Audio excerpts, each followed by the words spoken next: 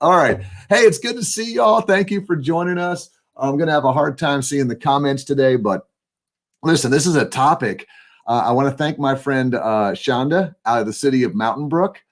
She's the one that said, "Hey, I've been doing a little research and finding some of this talk about decision making fatigue." And she says, "I kind of feel myself doing this every day as well." She said because it's just this concept where I make so many decisions during the day, and now I'm stressed when I get home and don't know what to do. So I did a little bit of research and I found this is an interesting topic. So it doesn't matter if you're a supervisor, if you're a manager, if you're a leader, if you're an individual contributor, this idea of decision-making fatigue, kind of a big deal. So we are going to talk about this today. I may do a little different things on my graphics here, may bring that full speed like that. Look at that. Could do it that way, could do it that way, could do it. Whoa, hey. See, I'm supposed to be right in front there. So it's okay. It's all good. We are here to learn, and we're here to get a little bit of good information going as well. If you want to go ahead and leave some comments as we're watching on Facebook, feel free to leave some comments. I'll see if I can sort of track along with those here. Go ahead and tell me where you're watching from and what's happening as we address this issue of decision-making fatigue. So I just want to give you an overview. What is decision-making fatigue? What are some of the signs that maybe I might have it in my personal life or my professional life? And then finally, how do we combat it? I think I originally titled this How to Prevent It. I don't know if we can prevent it. I don't know if we can prevent decision-making fatigue because we all have to make so many decisions each and every day. So I kind of switched it up a little bit to say, what if we combat it? So let's go over an overview. Do you have any fuel left in your tank? Do you have any fuel left in your tank by the end of the day? Because we all feel absolutely exhausted and tired and just can't make any more decisions by the time we get home. So I really found this concept through a book called Willpower by Dr. Roy Baumeister. He was a social psychologist, social scientist maybe, and he had a whole chapter in this thing about decision-making fatigue. And here's what he says. He says, it's like the depletion of your willpower. He says, after a long day of all these classes and sessions and meetings and Zoom and family members and all this kind of stuff, it results in low self-control. And then you have low willpower at the end.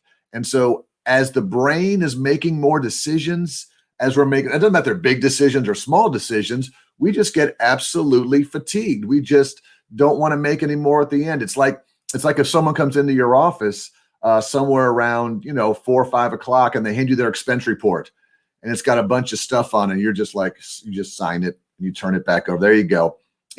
That could be decision-making fatigue. Should you have probably checked that? Yes. Could someone have slipped something in on there? Yes. But you've lost the willpower. You've lost the self-control to make the correct decisions. And so it can be a little bit of a struggle for all of us. Think of it as a battery. Rechargeable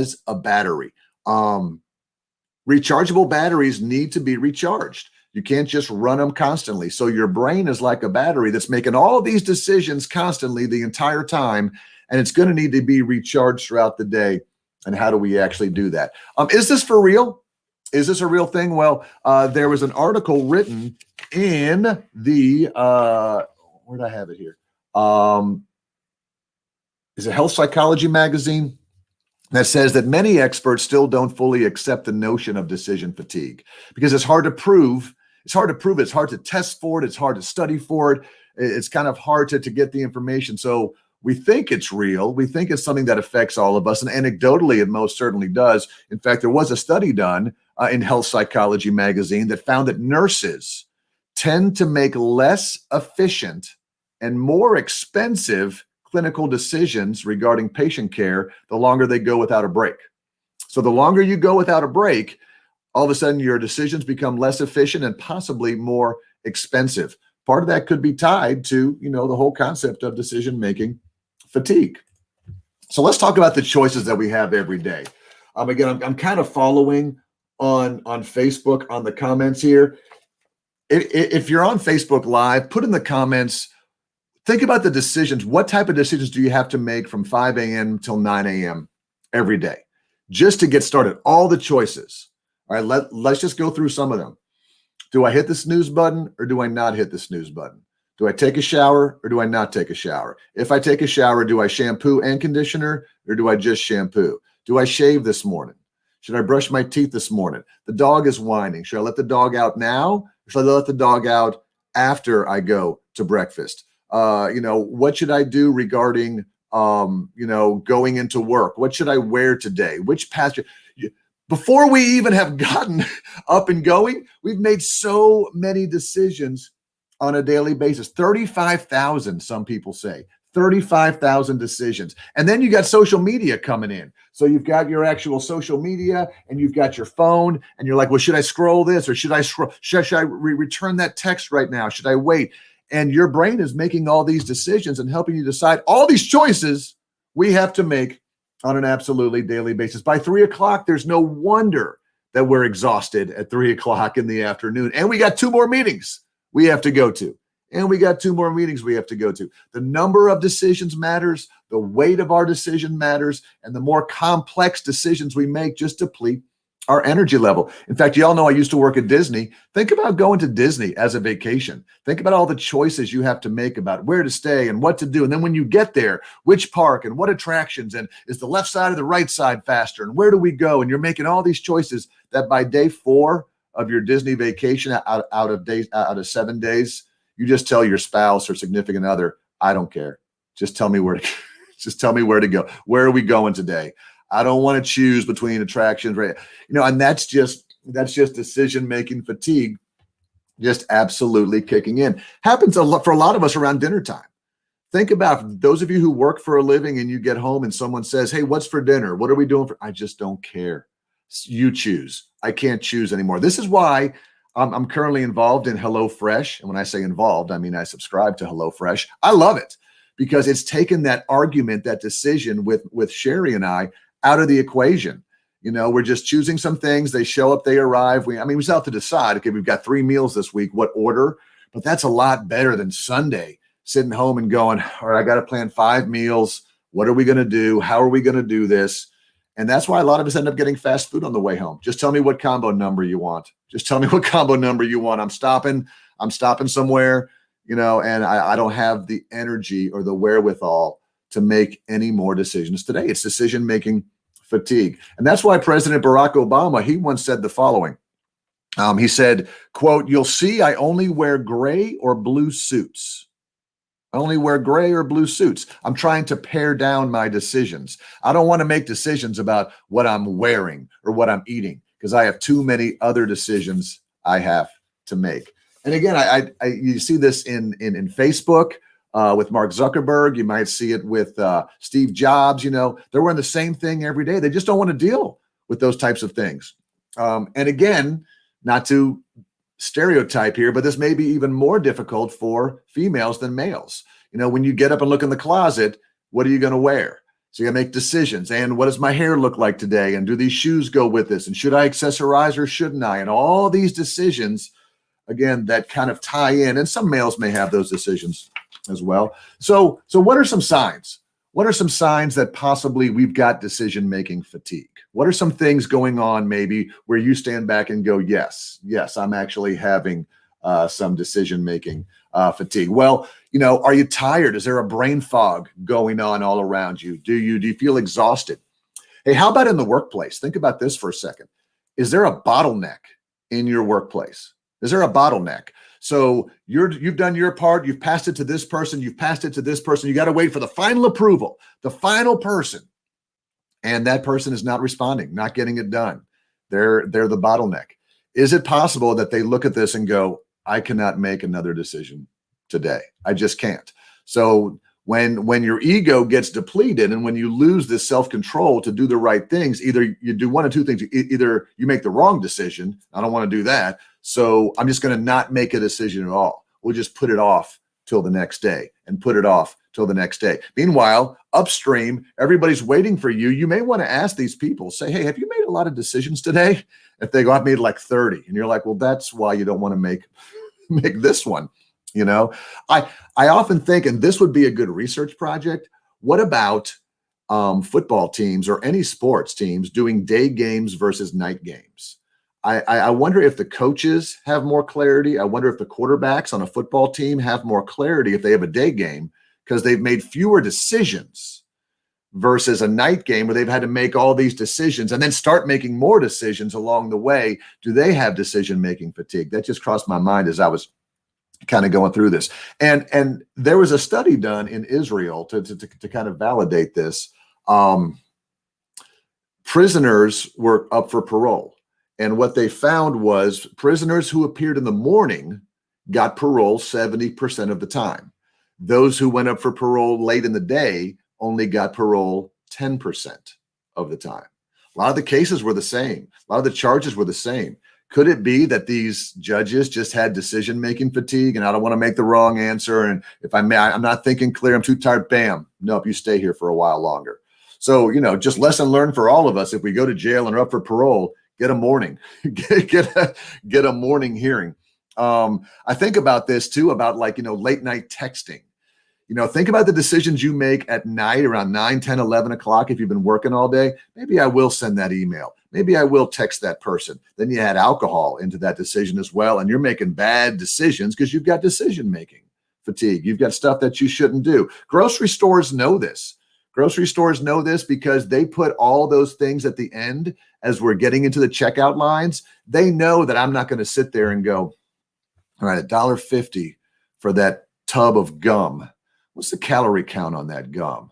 How often do I eat it? How much sugar do you think is in there? Should I get it? Do I have a coupon? Is there a better price? They know I'm not going to go through that decision-making process because I've made so many decisions throughout the grocery store. That's why they're there. Into the cart they go. Bam, the impulse buys.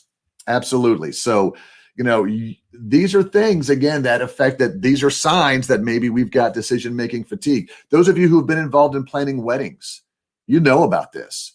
Where's it going to be? What am I going to wear? What's the groom going to wear? What am I going to wear? Borrowed, blue, all these items. Where's the honeymoon? Who's going to come?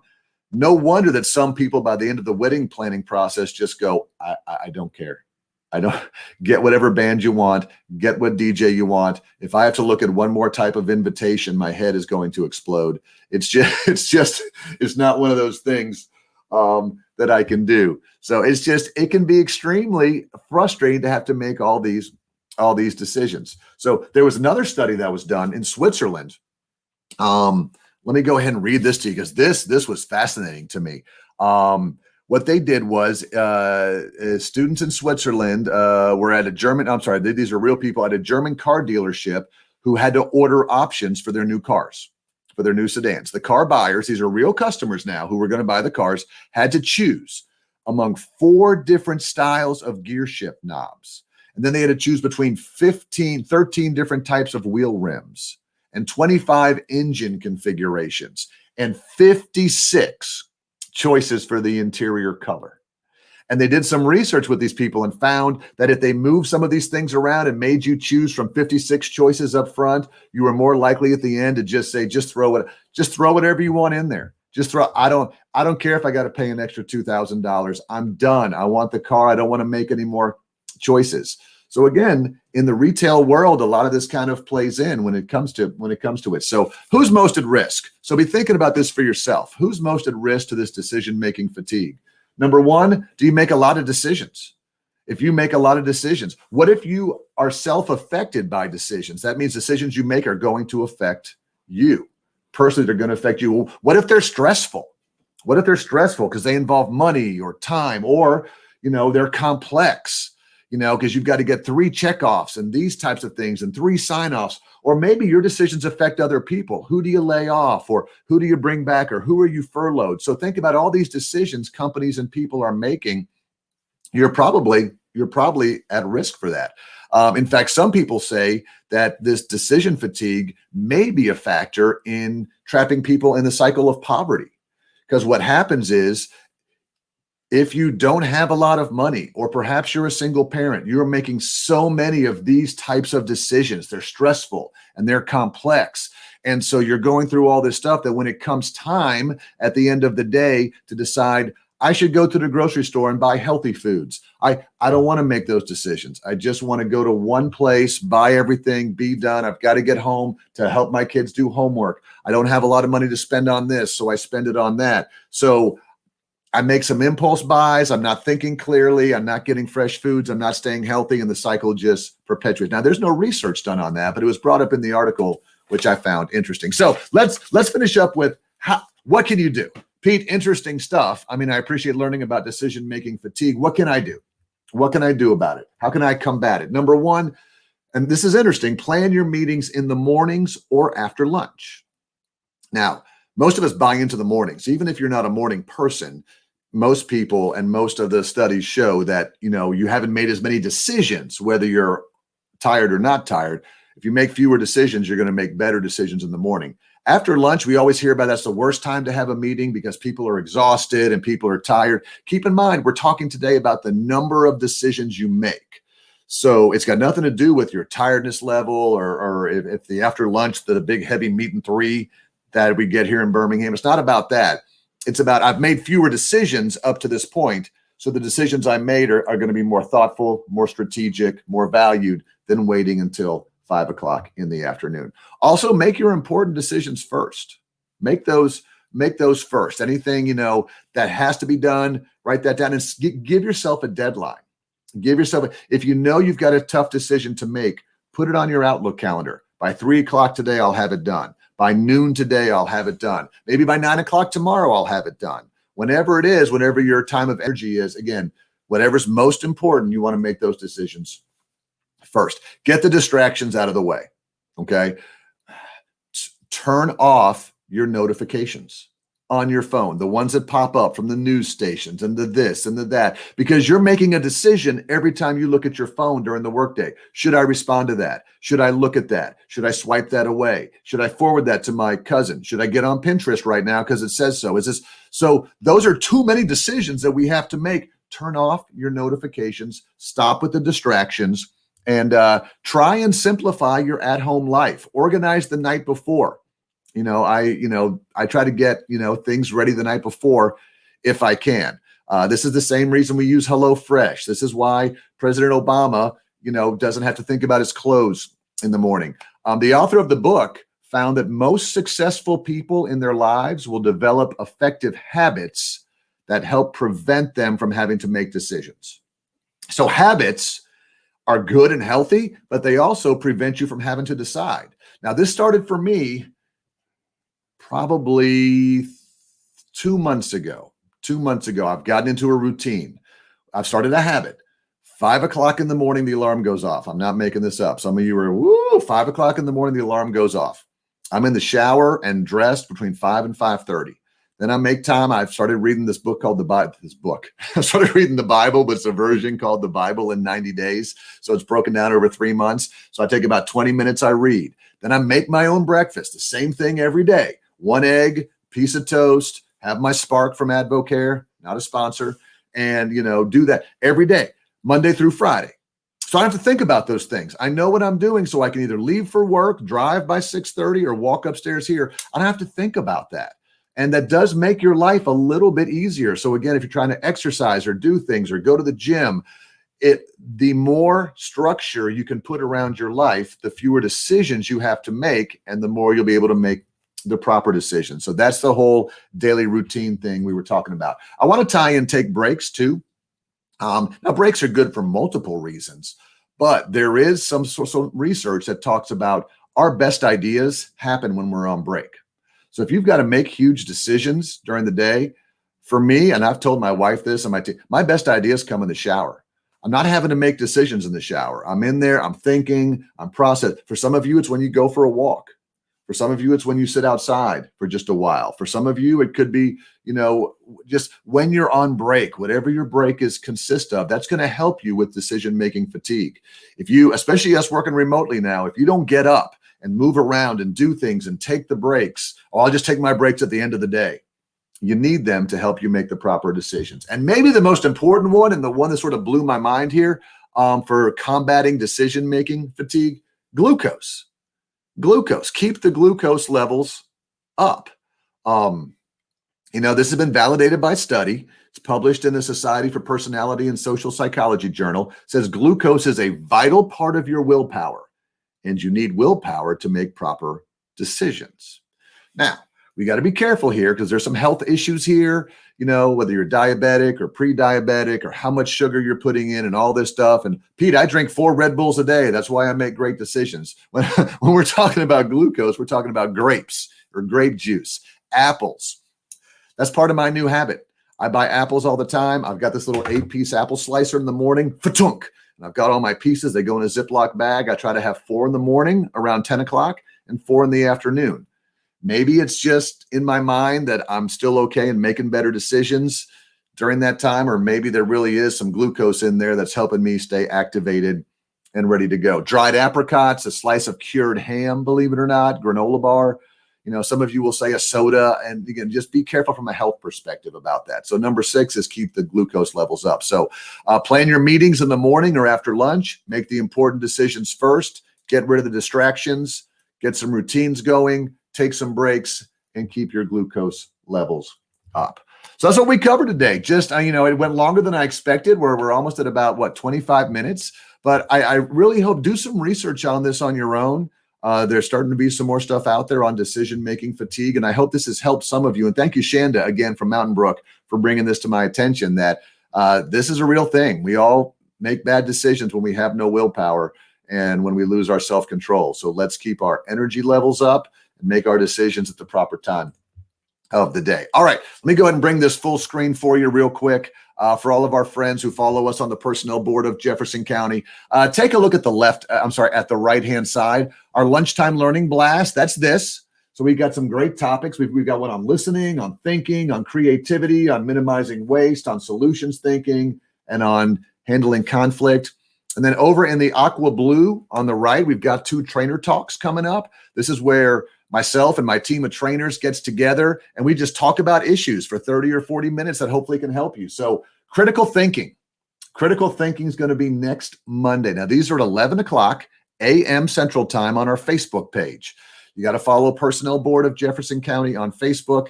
And all the other classes you see there are just for the merit system employees. But trainer talks and lunchtime learning blasts, those are things that we think everybody can take part in. So, hey, I hope you've enjoyed today. I hope that you've learned a little something about how to combat decision-making fatigue. Thank you for your flexibility and in going from Zoom to StreamYard and kind of all of that. And again, tell your friends, follow us on Facebook on the Personnel Board of Jefferson County, because our vision is to be the premier training and organizational development department in all of civil service and also across the United States. So if we can help you get better as a leader, that's what we want to do. Thanks, everybody. Have a great Wednesday. We'll talk to you again soon.